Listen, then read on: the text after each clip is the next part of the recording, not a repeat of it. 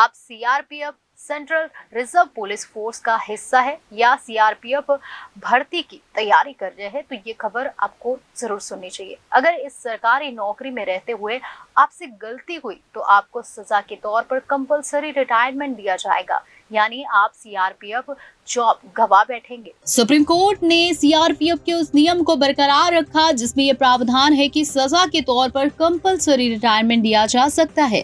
Supreme court ने कहा कि सीआरपीएफ एक्ट के तहत मामूली सजा के तौर पर कंपलसरी रिटायरमेंट दिया जा सकता है। केंद्र सरकार को ये लिबर्टी है। सुप्रीम कोर्ट ने सीआरपीएफ एक्ट 1949 का हवाला देकर कहा कि कंट्रोल शब्द के मायने यहाँ अनुशासनात्मक कंट्रोल है। एक्ट केंद्र सरकार के अपनी फोर्स पर कंट्रोल की बात करता है और उसके तहत अनुशासनात्मक कंट्रोल आता है। केंद्र सरकार को इस बात की छूट है कि वह सजा के तौर पर कंपलसरी रिटायरमेंट दे सकती है। एक्ट की धारा 11 में तमाम सजा का प्रावधान किया गया है।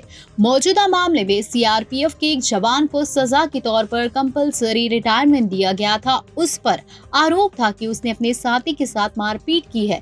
इस शख्स ने डिपार्टमेंटल अपील दाखिल की थी कि डिप्टी इंस्पेक्टर जनरल ने अर्जी खारिज कर दी। इसके बाद मामला उड़ीसा हाई कोर्ट के सामने आया, जिसने पूर्व हेड कांस्टेबल की अर्जी स्वीकार कर ली और कहा कि सीआरपीएफ एक्ट की धारा 11(1) में कंपलसरी रिटायरमेंट सजा के तौर पर परिभाषित नहीं है।